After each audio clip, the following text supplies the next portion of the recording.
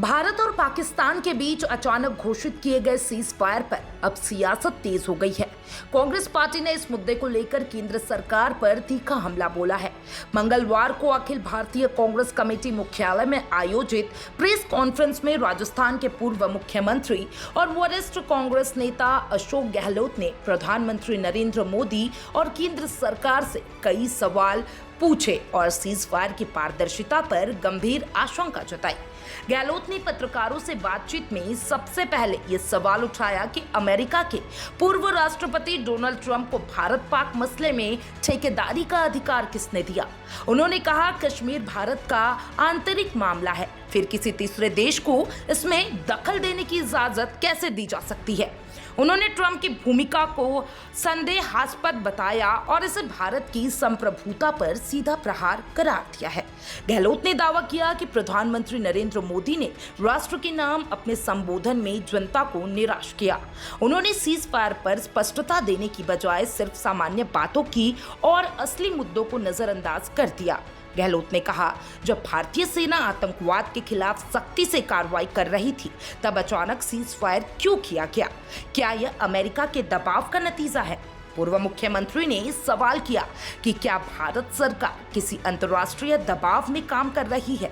उन्होंने यह जानना चाहा कि आखिर किन परिस्थितियों में भारतीय सेना की आक्रामक रणनीति को अचानक रोक दिया गया। उन्होंने कहा, देश को यह जानने का अधिकार है कि आखिर किसके दबाव में इतना बड़ा कदम उठाया गया। गहलोत ने कहा कि अगर वाकई सीज फायर लागू किया गया है तो फिर श्रीगंगानगर और जैसलमेर में फायरिंग और मिसाइल का मलबा कैसे मिला। उन्होंने इसे वसंगति करार देते हुए सरकार से इस पर स्थिति स्पष्ट करने की मांग की है।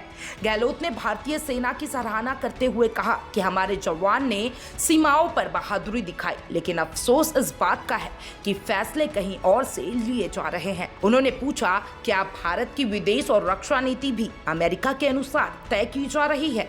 गहलोत ने इंदिरा गांधी के नेतृत्व का उदाहरण देते हुए कहा कि 1971 के युद्ध के समय अमेरिका ने जब भारत पर दबाव डाला था तब इंदिरा गांधी ने स्पष्ट किया था कि भारत अपनी संप्रभुता से कोई समझौता नहीं करेगा। परिणाम स्वरूप पाकिस्तान दो हिस्सों में बच गया। उन्होंने कहा कि आज की सरकार उस साहसिक नेतृत्व को दोहराने में असफल साबित हो रही है। गहलोत ने आरोप लगाया कि प्रधानमंत्री नरेंद्र मोदी जनता को भरोसे में लेने में असफल रहे हैं। उन्होंने कहा, देश भर में एकजुटता का माहौल था, विपक्ष भी सरकार के साथ खड़ा था, लेकिन अब अगर सरकार चुप्पी साध रही है तो विश्वास जरूर टूटेगा। गहलोत ने सवाल उठाया कि जब ट्रंप का बयान पहले आ चुका था तो प्रधानमंत्री ने अपने संबोधन में उसका जिक्र क्यों नहीं किया। उन्होंने कहा कि मोदी को स्पष्ट करना चाहिए था कि भारत किसी विदेशी दबाव में काम नहीं कर रहा। केंद्र सरकार द्वारा सीज फायर की घोषणा को भारत और पाकिस्तान के डीजीएमओ के बीच हुई बातचीत से जोड़ने पर गहलोत ने कहा कि इतने बड़े फैसले सिर्फ एक कॉल से नहीं लिए जा सकते। उन्होंने सरकार से पूरी सच्चाई सामने रखने की मांग की है। कांग्रेस नेता राहुल गांधी ने इस पूरे मुद्दे को लेकर संसद का विशेष सत्र बुलाने की भी मांग की है। कांग्रेस का कहना है कि मौजूदा हालात में देश की जनता के सामने पारदर्शिता और तथ्यात्मक जानकारी रखना जरूरी है।